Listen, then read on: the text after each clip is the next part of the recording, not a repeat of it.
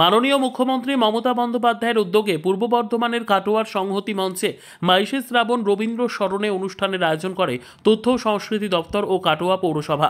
এই দিনের এই অনুষ্ঠানের শুভারম্ভে কবিগুরুকে স্মরণ করে নজরুল মঞ্চ প্রাঙ্গণে বৃক্ষরোপণ করেন মাননীয় বিধায়ক রবীন্দ্রনাথ চট্টোপাধ্যায়, কাটোয়া মহকুমা শাসক, কাটোয়া পৌরসভার চেয়ারম্যান ও তথ্য সংস্কৃতি দপ্তরের আধিকারিক সুস্মিতা মুখার্জি ও অন্যান্যরা।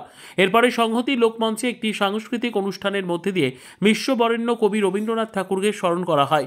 অনুষ্ঠানের শুরুতে প্রদীপ প্রজ্বলন ও রবি ঠাকুরের প্রতিকৃতিতে মাল্যদান করেন কাটোয়ার বিধায়ক তথা পূর্ব বর্ধমান তৃণমূল কংগ্রেসের সভাপতি মাননীয় রবীন্দ্রনাথ চট্টোপাধ্যায়। কাটোয়া মহকুমা শাসক, কাটোয়া পৌরসভার চেয়ারম্যান সমীর কুমার সাহা ও তথ্য সংস্কৃতি আধিকারিক সুস্মিতা মুখার্জি।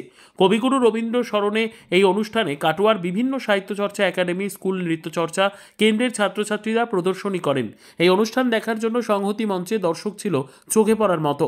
এই অনুষ্ঠান সম্পর্কে কাটোয়া তথ্য সংস্কৃতি দপ্তরের আধিকারিক সুস্মিতা মুখার্জি মহাশয় আমাদের কি জানালেন দেখুন। কাটোয়া থেকে আমির মণ্ডলের রিপোর্ট, সুন্দর বাংলা নিউজ। আজকে কোথায় কাজের উদ্যোগে কি প্রোগ্রাম হলো? মাননীয় মুখ্যমন্ত্রী মমতা বন্দ্যোপাধ্যায়ের উদ্যোগে মহকুমা তথ্য সংস্কৃতি দপ্তর কাটোয়া ও কাটোয়া পৌরসভার যৌথ আয়োজনে আজকে কবিগুরু স্মরণে শীর্ষ অনুষ্ঠান আমরা করছি কবিগুরু রবীন্দ্রনাথ ঠাকুরের মৃত্যু বার্ষিকী উপলক্ষে।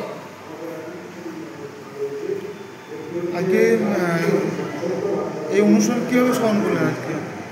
আজকে এই অনুষ্ঠানটি আমরা সারা সন্ধ্যে একটি সন্ধ্যে কাটাবো, রাগিন্দিক সন্ধ্যে।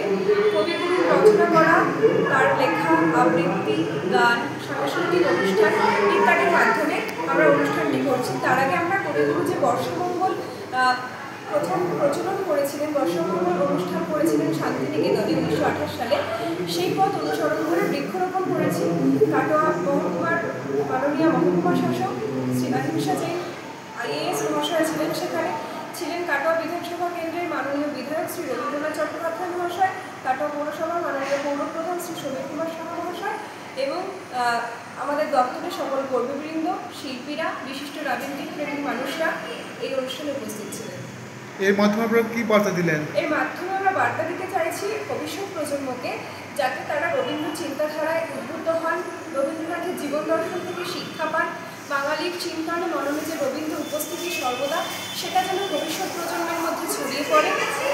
রবীন্দ্র চর্চা এবং রবীন্দ্রনাথের যে আমাদের ভূমিকা জীবনে, বাঙালির জনমানসের যে ভূমিকা, সেই বজায় রাখার জন্যই পশ্চিমবঙ্গ সরকারের একটি বিশেষ উদ্যোগ।